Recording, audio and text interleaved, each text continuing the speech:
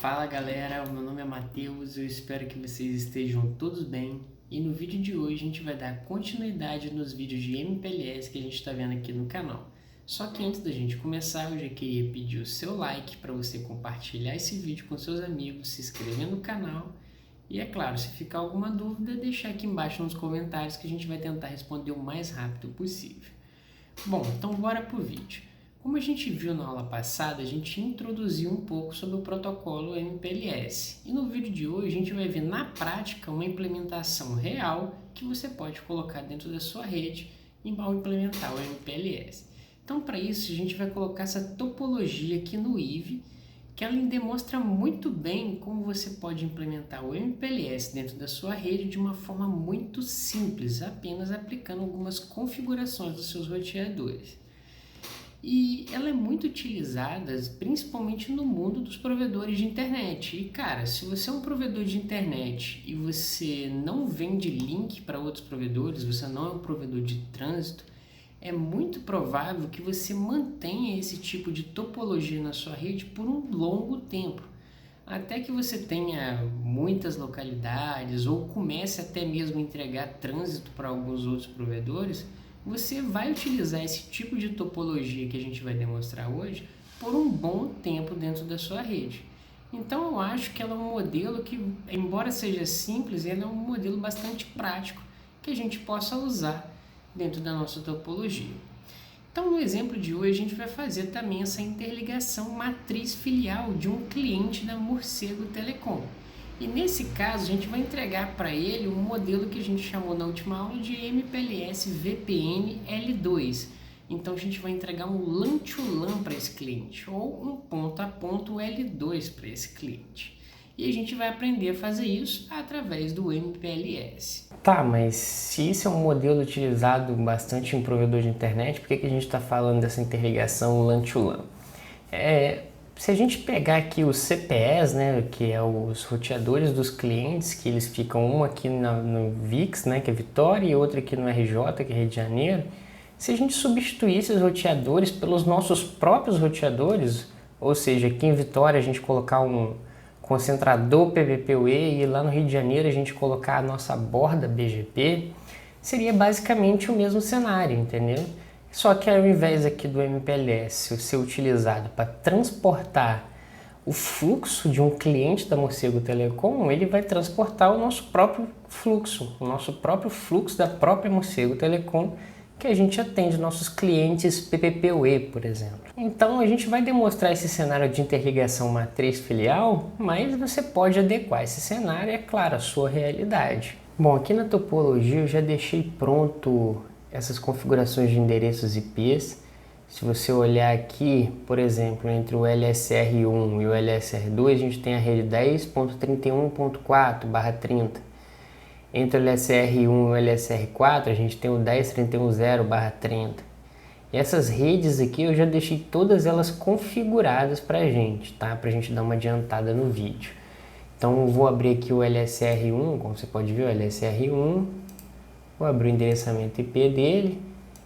Se você perceber que a gente já tem o endereço IP na Ether 2, na Ether 1 e eu também criei uma loopback para esse roteador. Eu já deixei essas configurações prontas e vou deixar aqui embaixo elas disponibilizadas para você, caso você já queira acompanhar comigo durante as configurações. A primeira configuração que a gente vai fazer agora vai ser as configurações de OSPF. E basicamente as configurações de OSPF vão seguir alguns passos, né, que vão ser passos padrões. Por exemplo, configurar um Router ID, a gente já configurou o loopback, só falta então definir um Router ID, fazer a configuração de network, que são as redes que a gente vai divulgar dentro do OSPF, fazer as configurações de tipos de network e também atribuir custos. Então bora lá. No Router OS, a gente faz as configurações do OSPF aqui em Routing, OSPF. A gente vai vir aqui na aba de instância, vai dar 2 cliques e vai colocar aqui um Router ID. O nosso Router ID do LSR1 é o 10.252.0.1. A gente vai dar OK. Agora vamos colocar as redes que a gente vai divulgar dentro do domínio do SPF. Essas redes vão ser as redes que estão diretamente conectadas ao meu roteador, que nesse caso é 10.31.00/30, a 10.31.0.4/30 e a minha interface de loopback 10.252.0.1. Para a gente fechar as configurações do SPF, a gente vai vir aqui em Interface, vai colocar em All. Essa é uma boa prática que eu adoto muito, que é deixar todas as interfaces como passive por default. Então a gente vem aqui, ó, coloca All, seleciona Passive e dá um OK. Todas as interfaces por padrão vão ser passivas, ou seja, elas não vão encaminhar Hello só SPF por aquelas interfaces. E aí a gente vem e libera as interfaces que a gente não quer que elas sejam passivas, porque a gente quer associar elas a outros neighbors OSPF, que nesse caso vai ser a Ethernet 1 e a Ethernet 2 do meu LSR1. Então a gente vem aqui, ó, Ethernet 1, vai colocar ela não como passiva, então a gente não marca essa opção. O tipo de network a gente vai colocar point to point, e a Ethernet 1 a gente vai colocar um custo de 15. Beleza? Vamos fazer a mesma coisa para a Ethernet 2, a gente seleciona a Ethernet 2, só que agora eu vou colocar ela um custo de 25. Então se você olhar na nossa topologia, o custo da interface de 1 vai ser menor que a interface 2 aqui. Logo, a gente vai preferir que a rota, quando a gente for encaminhar os pacotes, ela venha por baixo ao invés de vir por cima. Por isso que a gente está manipulando esse custo do SPF. E aqui em Network Type a gente põe ponto a ponto, assim como a gente fez na outra internet. Beleza, a gente finaliza agora as configurações do SPF dentro aqui do nosso LSR1 e vamos fazer a mesma coisa para os outros roteadores da nossa rede. Eu vou abrir agora o LSR2, então a gente está aqui no LSR2 e vamos começar as configurações de OSPF dentro do LSR2 também. Só para mostrar, ó, a gente também tem endereço IP configurado nele, loopback, Ethernet 1, Ethernet 2, então bora lá, Routing, OSPF, a gente vai vir aqui na instância, botar o Router ID como 10.252.02 e Network. A gente vai colocar 10.31.04/30, a 10.31.0.8/30 e a nossa loopback 10.252.0.2/32. Vamos na interface, All, Default, Passive, coloca as Ethernets como 15, Network Type,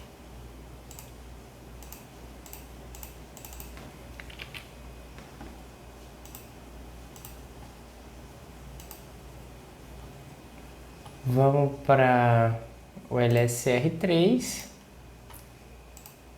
LSR3 Routing OSPF,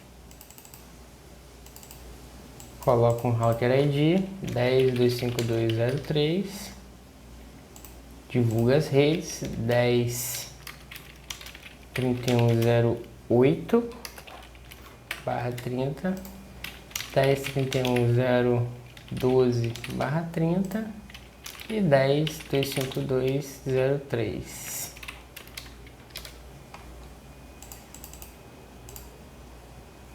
Todas as interfaces são passivas por default, Ethernet 1 e Ethernet 2.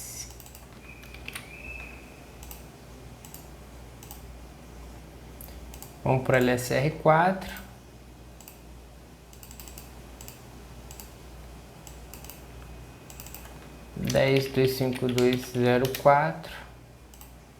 Adiciona as redes 10.31.012/30, a 10.31.00/30 e a loopback /32.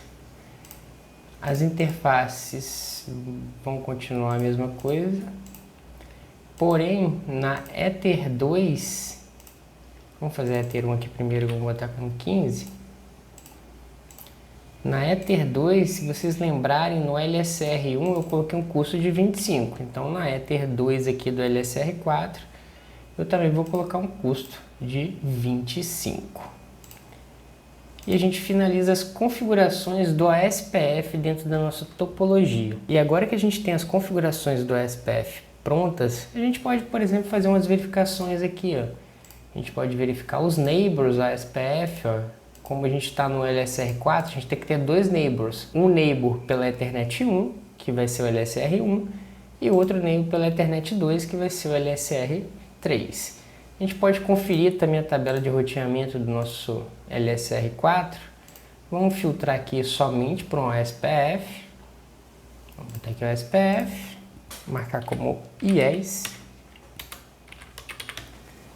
E a gente está recebendo aqui ó, as loopbacks de todos os roteadores da topologia e também alguns prefixos de rede aqui do nosso backbone MPLS. Aparentemente o nosso OSPF está tudo ok, então a gente já montou a base de roteamento da nossa topologia. Então agora a gente pode implementar o MPLS dentro dela. E essa parte de configuração do MPLS é tão simples quanto implementar o ASPF dentro da nossa rede. E para isso a gente vai voltar aqui no LSR1, vamos entrar na aba de MPLS novamente e vamos começar as configurações. A primeira coisa que a gente vai fazer vai ser em LDP Settings, onde a gente vai habilitar o LDP, vai colocar o nosso Router ID aqui, o nosso Loopback 0 como LSR ID. No Transport Address a gente também vai colocar o endereço IP do Loopback 0 e vai dar um Enter. Aqui a gente vai colocar a Ethernet 1 e a Ethernet 2, que são as Ethernets do MPLS. Por fim, a gente vai vir aqui em MPLS Interface e vai estar um default de todas as interfaces que fazem parte do MPLS. A gente vai desabilitar isso e vai colocar somente as interfaces que são do nosso interesse, que no caso é a Ethernet 1 e a Ethernet 2. E logo aqui embaixo a gente vê o MTU do MPLS, que nesse ponto do vídeo eu acredito que seja o ponto mais importante que a gente vai falar hoje.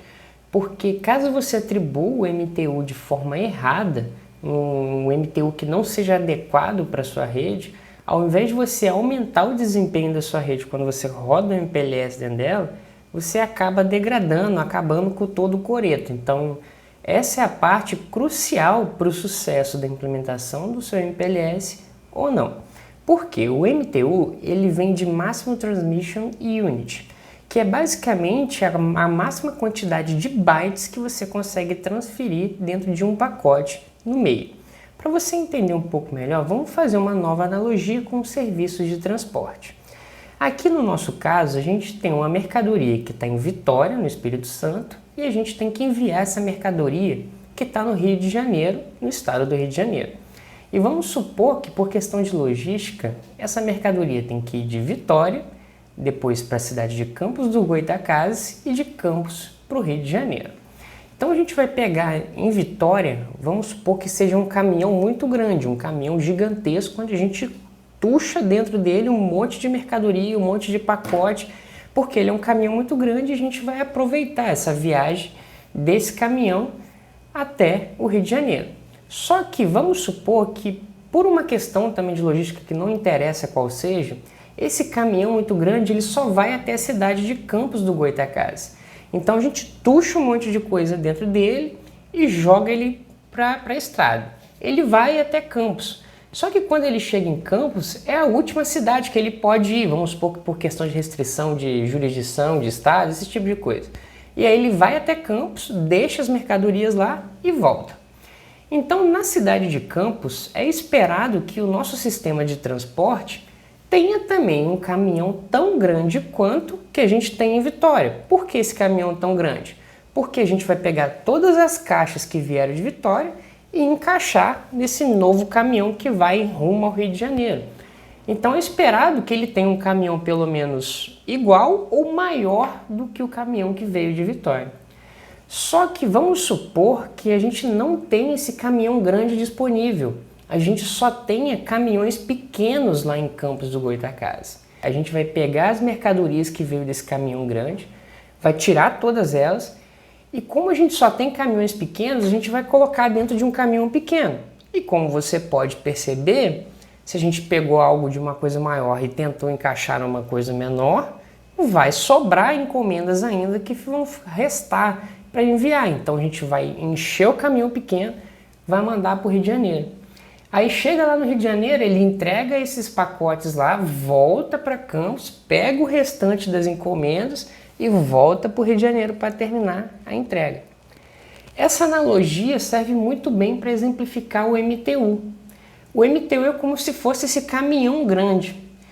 Então, em Vitória, a gente tem um MTU grande, um MTU largo. Então, a gente tem um caminhão grande para transportar esses pacotes.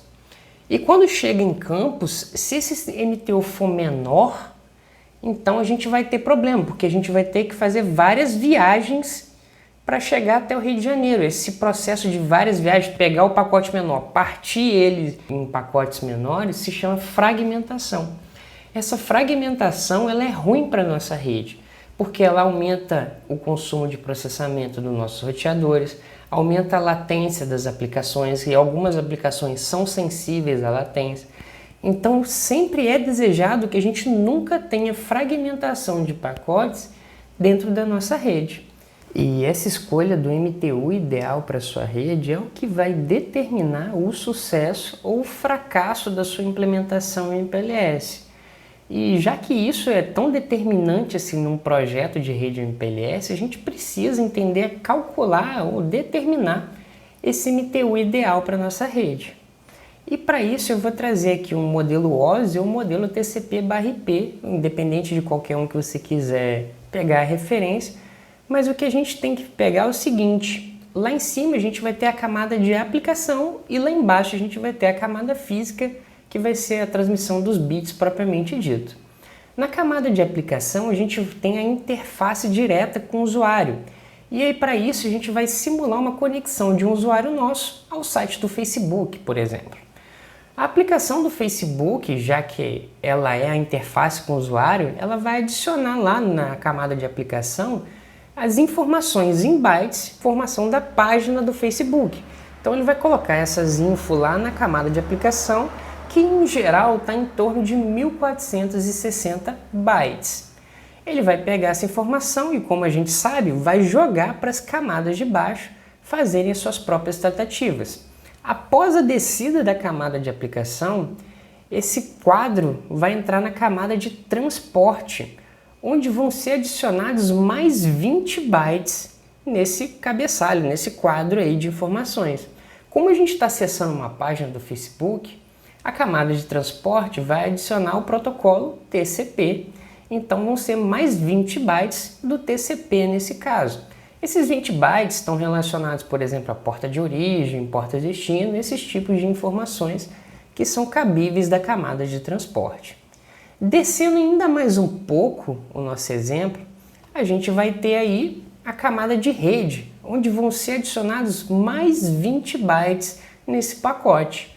E então, nesse momento, na camada de rede, a gente vai ter um total aí de 1.500 bytes, um MTU de 1.500 bytes. Só que após essa tratativa das informações da camada de rede, a gente tem que descer para a camada de enlace ou link.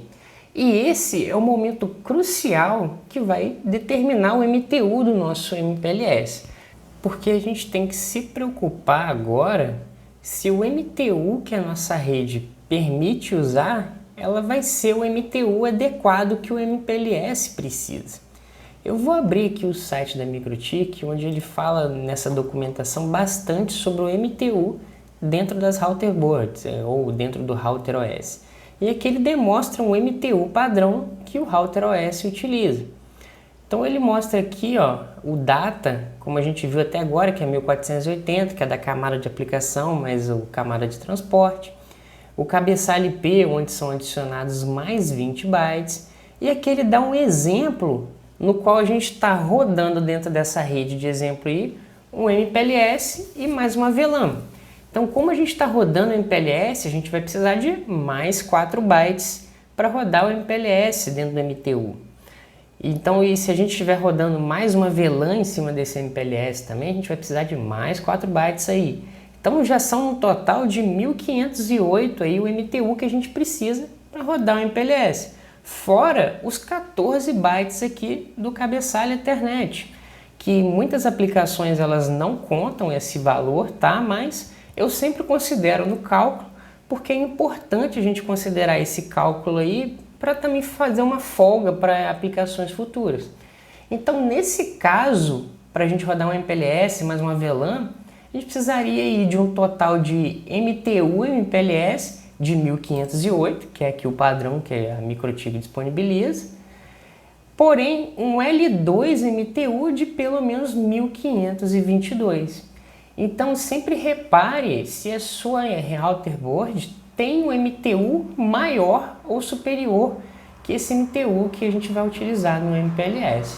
Então ele tem que ser pelo menos aí 14 bytes maior que a gente vai rodar no MPLS, porque eu faço esse cálculo de considerando também esses 14 bytes a mais, mas existem aplicações que não consideram, tá bom? Ah, Matheus, mas esse exemplo só está considerando um label MPLS aí. Se a gente precisar de rodar 2 labels MPLS ou 3 labels, é basicamente o mesmo cálculo. A gente vai adicionar aqui mais 2 labelzinhos MPLS para fazer esse cálculo. Então vão ser 1480 de dados, depois mais 20 do IP, depois mais 4, mais 4, mais 4, então são mais 12 do MPLS, que vão dar aí 1512, depois mais 4 de uma VLAN, que vai dar 1516, depois mais 14 do Ethernet, que vai dar o 1530. Então, nesse caso, a gente precisa de um 1416 de MTU MPLS e 1430 de L2 MTU para rodar isso na nossa rede. Tá, mas então qual vai ser esse bendito do MTU ideal para a nossa rede ou para o nosso exemplo de hoje? No nosso exemplo de hoje, a gente vai implementar um VPLS, ou Virtual Private LAN Service, que é basicamente a forma da gente entregar para os nossos clientes um circuito L2 ponto a ponto ou um circuito L2 ponto multiponto.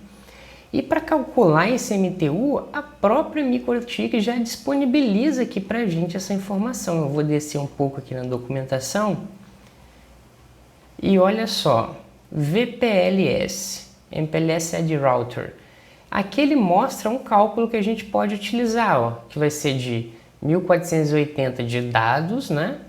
Mais 20 do cabeçalho IP, mais 4, onde vão ser considerados as VLANs, mais 14 do cabeçalho Ethernet, mais 4 do cabeçalho VPLS e mais 8 aqui do MPLS, mais 2 labelzinhos do MPLS aqui e por fim mais 14 do cabeçalho Ethernet. Se a gente somar isso tudo, a gente vai precisar aí de um MPLS MTU de 1530. E se a gente considerar mais aqueles 14 bytes que até a própria documentação da MikroTik não considera, a gente precisa de um L2 MTU de 1544. Mas como você pode ver aí, existem aplicações que não consideram esses últimos 14 bytes aí. Então a gente tem que adequar todo o nosso backbone da nossa Morcego Telecom com esse MTU de 1530. Então, toda a interface que a gente adicionar, seja ela no LSR 1, 2, 3 ou 4, a gente tem que configurar esse MTU. E por último, qual então vai ser o limite ou o MTU máximo que eu posso utilizar no meu equipamento real, na minha router board? Porque aqui a gente está fazendo no lab. E na prática, na vida real, a MikroTik ela também disponibiliza essa informação nesse mesmo documento. Por exemplo, se a gente tiver uma CCR 1036, vamos procurar aqui uma 1036, ele mostra pra gente aqui que o MTU Description e Model Name, o modelo da RB e a descrição do MTU. Então se a gente tem uma 1036, ó, da Ethernet 1 até a Ethernet 12, O máximo de MTU-L2 aqui que a gente vai ter é de 10.226. Nos SFPs, 10.226. Aqui na SFP1 Plus e 2, a mesma coisa. Já para as RBs menores, por exemplo, uma 750 UP, o MTU-L2 dela é de 4.076. Então você tem que adequar isso, é claro, dependendo da tecnologia que você está integrando e também a sua router board, o equipamento que você possui dentro do seu parque. Já que definimos o MTU L2 que a gente vai usar na nossa rede, a gente tem que adequar todo o nosso backbone com esse MTU que a gente definiu. Vamos terminar as configurações do LSR1 na Ethernet 2 e botar um MTU MPLS de 1530. Para você conferir o MTU L2 que a sua RB suporta, basta você vir aqui em Interface, Ethernet, clicar numa interface aqui e vai aparecer aqui, L2 MTU. Aqui está como 0 porque a gente está no laboratório, mas na sua RB de verdade, no seu equipamento real, aí você vai ver que ele vai aparecer um L2 MTU aqui para você. E aí você também pode conferir no próprio equipamento que vai estar igual ao que você está vendo na tabela. Então vamos voltar para a nossa topologia e terminar as configurações nos outros roteadores. Então vou abrir aqui o LSR2, MPLS, LDP Interface, vão LDP Settings. A gente habilita o LDP, vamos colocar o LDP. Vamos colocar o LSR ID, que é 10.252.0.2, que vai ser o mesmo endereço IP do transporte. Vamos atribuir as interfaces que vão ser habilitadas ao LDP. E vamos alterar o MTU da nossa rede.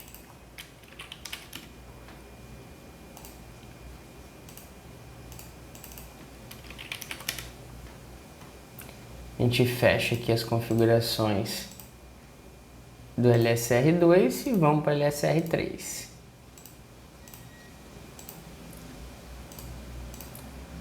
Habilita o LDP, o LSR ID a gente coloca como 0.3, que vai ser o mesmo endereço do transporte. Atribui as interfaces.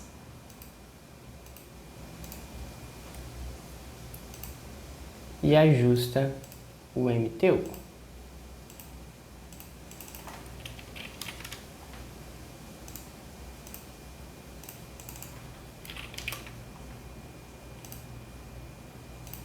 Vamos para o último LSR.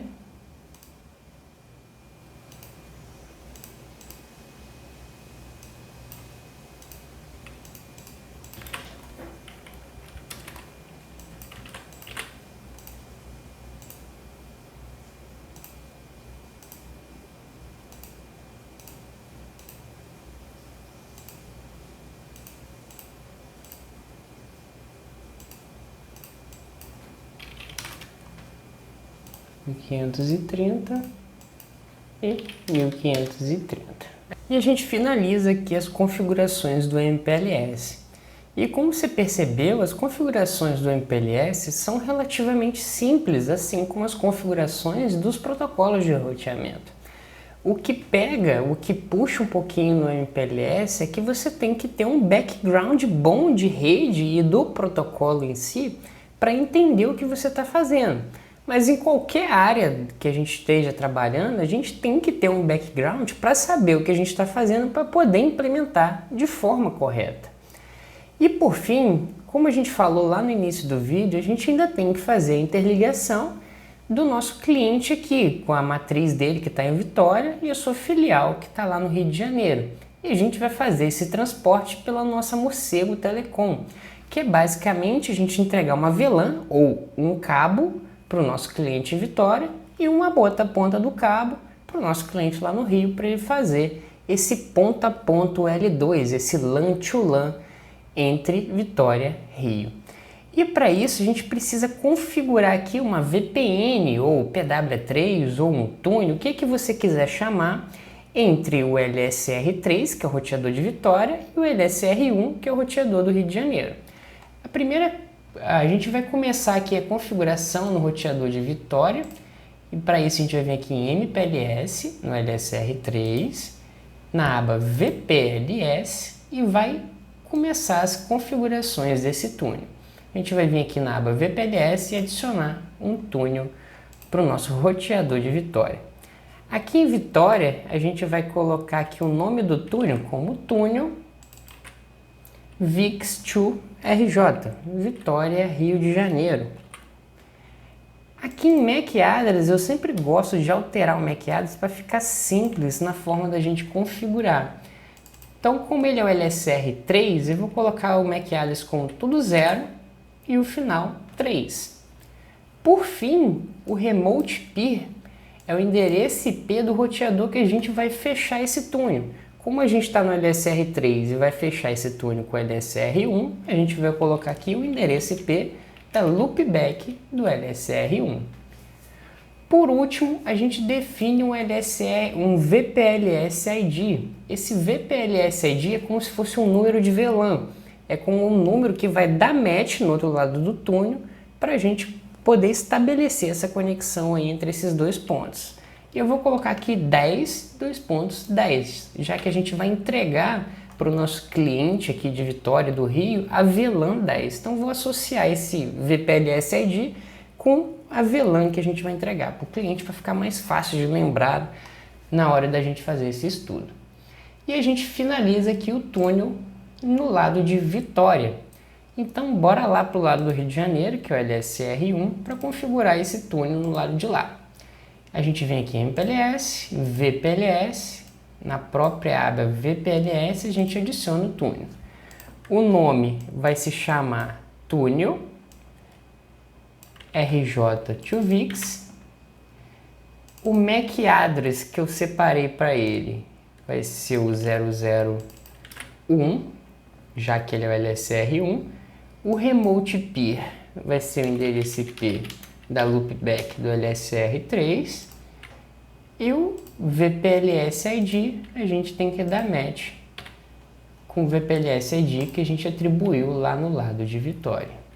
E agora a gente vai esperar esse túnel fechar essa conexão para ver se as configurações que a gente fez deram certo. E aqui já tem um Rzinho indicando que esse fluxo está tudo ok. Com esse túnel VPLS pronto, agora a gente precisa entregar o nosso serviço de interligação propriamente dito para o cliente. Para a gente entregar esse serviço para o cliente, a gente vai precisar de configurar uma VLAN e também uma bridge, na qual essa bridge a gente vai associar esse túnel que a gente acabou de criar com a VLAN que a gente vai entregar para o nosso cliente. Então a gente vai vir aqui em Interface e na aba VLAN e vai adicionar uma nova VLAN para o nosso LSR1. Essa VLAN vai se chamar VLAN 10. Vamos botar tudo maiúsculo, VLAN 10. E eu vou colocar ela na Ethernet 4, porque é a Ethernet 4 que conecta o LSR1 com o nosso cliente do RJ. A VLAN vai ser 10 e a Ethernet vai ser a 4. Por fim, eu vou criar uma bridge, já que a gente precisa associar esse túnel com essa VLAN. Essa bridge eu vou dar o nome de MPLS Rio de Janeiro to VIX, que vai indicar o sentido Rio-Vitória. Aqui em ports a gente associa essas interfaces, a interface túnel com a bridge e a interface VLAN com a bridge. Acabamos aqui no Rio de Janeiro, vamos lá para o Espírito Santo para configurar a VLAN e a bridge que a gente fez no LSR1. Então, VLAN 10, que é a VLAN que a gente vai entregar para o cliente, que está na Ethernet 4. Vamos criar uma bridge, na qual essa bridge vai se chamar MPLS VIX2RJ. vão associar as interfaces dentro dessa bridge que a gente acabou de criar.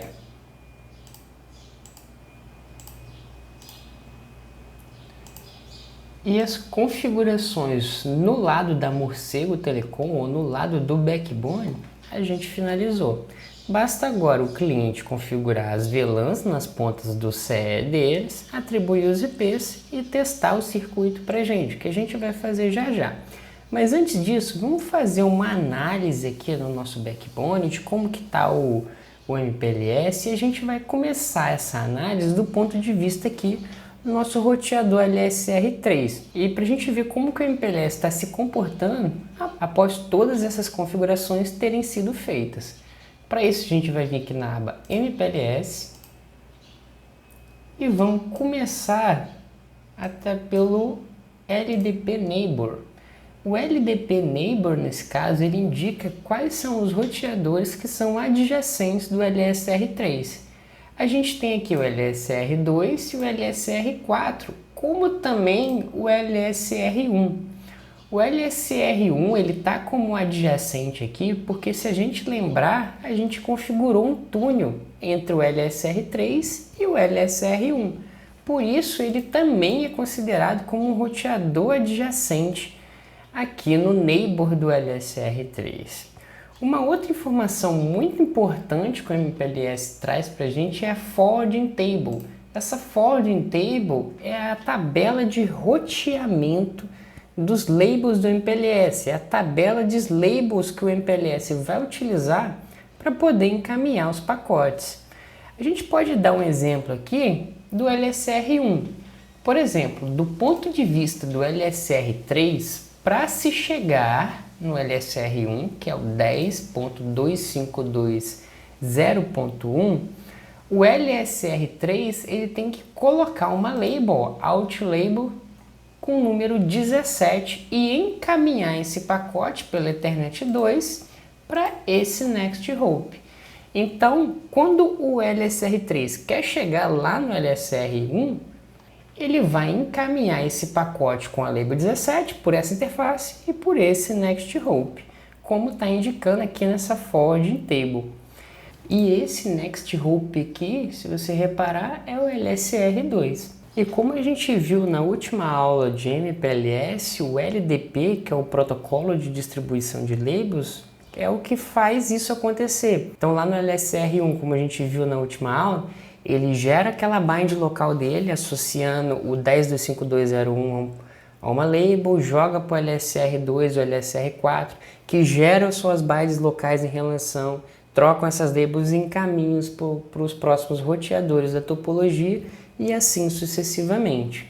Só que vamos olhar novamente aqui em Remote Bind do LSR3. A gente vai vir aqui em Remote Bind. E se você reparar na Remote Bind dele, para chegar na rede 10.252.0.1, embora a gente tenha preferência pelo LSR2, a gente recebe aqui uma outra label que talvez você não tenha visto até agora e a gente não mencionou ela até agora, que é a IMPL-null, que vem de Implicit Null, que é uma label especial do MPLS. E para explicar o porquê dessa label do MPLS, a gente vai voltar no nosso LSR2. Como a gente conheceu até agora, acontece aquele procedimento que mencionamos. O LSR1 gera uma label que joga para os outros LSRs, que vai gerando a label local, que até chegar no LSR3. Só que, se você reparar, vamos pegar aqui o procedimento de encaminhamento de fluxo. O LSR3 ele precisa encaminhar um pacote para o LSR1, né? Então, para chegar no LSR1, ele sabe que ele tem que encaminhar com a label 17 para o LSR2. E o LSR2, como a gente viu na última aula, ele precisa pegar essa label 17, transportar para outra label e jogar para o LSR1. Só que vamos dar uma olhada na Forwarding Table do LSR2 para se chegar no LSR1. Então, olha aqui, ó. Para se chegar no LSR1, na Forwarding Table do 2, você vê que a Out Label aqui não tem nenhuma etiqueta. Estranho, né? Vamos dar uma olhada no Remote Binds aqui para ver como que tá essa história aí. Aqui no Remote Binds, a gente vê que para se chegar no LSR1, que é 10.252.0.1, ó, Dynamic ativo, então tá ativo, eu preciso utilizar essa label de implicit null. Essa implicit null faz referência a uma operação que a gente chama de PHP. E diferente do que você está pensando que é linguagem de programação PHP, não, é Penultimate Hope Pop, indicando que, ao contrário do que você pensa, do que a gente estava mencionando, e eu falei isso de forma proposital para o vídeo não ficar muito longo, o último vídeo ficar muito longo, se a gente fizesse esse encaminhamento de forma padrão, ou seja, no momento que o LSR2 receber esse pacote, ele ter que transportar em outra label, por exemplo, a 18, e jogar para o LSR1, o LSR1 nesse momento ele teria que fazer duas operações, se ele recebesse esse pacote com uma label vinda do L2. Ele faria essas duas operações que são, a primeira operação, ele tem que olhar o pacote e no momento que ele olha o pacote, no momento de label, ele vai perceber assim, pô, eu só preciso retirar a label, porque o próximo destino está aqui. Então ele faz esse lookup de label e fala assim, porra, eu só preciso te retirar a label. E aí depois disso, que ele sabe que precisa retirar a label, ele faz um próximo lookup, que é o lookup IP, que é na tabela de roteamento. E aí ele olha assim, pô, tem que encaminhar o pacote para o roteador do Rio de Janeiro. Então essa operação chamada PHP, ela vem para eliminar essa necessidade do LSR1 fazer duas operações ou dois lookups. Então esse implicit null que o LSR2 está recebendo aí, indica que no momento que ele recebeu o pacotinho, que ao invés dele fazer o swap de label, ele tem que fazer um pop. Por isso, Penultimate Hope Pop, porque no penúltimo roteador, que é o LSR2 nesse caso, ao invés de ele fazer o swap e fazer o encaminhamento normal de label para LSR1, ele vai retirar esse label, ele vai fazer o pop do label e encaminhar o pacote via IP normal. Com isso, o LSR1 basta olhar a tabela de roteamento, ou seja, fazer apenas um lookup para poder encaminhar o pacote para o roteador do Rio de Janeiro. E é assim que o MPLS ele funciona na forma real. E é por isso que a gente vê esses labels de implicit null para justamente ajudar nessa melhora do desempenho do MPLS. E apenas para efeito de conhecimento, esse implicit null ele tem um label de número 3. Lembra que os primeiros 16 labels do MPLS eles são reservados? Um desses labels reservados é para esse implicit null para fazer essa operação de PHP. E agora você sabe que PHP no contexto de MPLS, a gente não está falando da linguagem de programação, e sim do Penultimate Hope Pop do MPLS. Por fim, só para a gente finalizar o laboratório de hoje, vamos acessar os equipamentos dos clientes, configurar a VLAN e atribuir o IP para ver se todas as configurações que a gente fez até agora tiveram êxito. Então eu já estou aqui no roteador de Vitória do nosso cliente e vou configurar a VLAN 10, que foi a VLAN que a gente atribuiu para ele no nosso backbone. VLAN 10, Ethernet 1. E vou configurar o endereço IP na VLAN 10. Vai ser o 10.10.02/30 na VLAN 10. Apenas para deixar o nosso teste rodando, eu vou deixar um ping entre o nosso roteador de Vitória e o nosso roteador do Rio de Janeiro. O Rio de Janeiro é o 10.1 e o Vitória é o 10.2. Vamos lá no Rio de Janeiro. A gente vai configurar uma VLAN.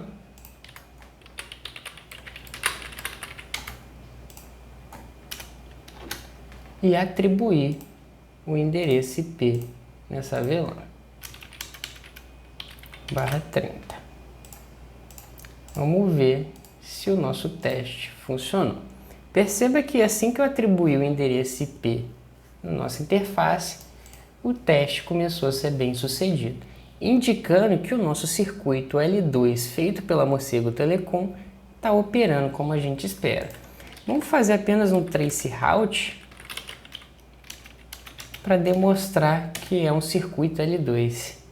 Perceba que apenas do ponto de vista do roteador de Vitória, é como se o roteador do Rio de Janeiro tivesse diretamente conectado. Você pode perceber que passa por pelo menos 3 roteadores aqui esse fluxo, só que do ponto de vista do cliente ele nem sabe o que é isso. É como se você entregasse um cabo para ele no Vitória e entregasse um cabo para ele lá na ponta do Rio de Janeiro. E assim a gente comprova aquele conceito que a gente falou, que independente de quantos roteadores a gente tiver aqui no núcleo da nossa rede, no núcleo MPLS da nossa rede, a gente só vai precisar de fazer as configurações nas pontas. Tanto que a gente fez a configuração apenas no LS3 e no LSR1.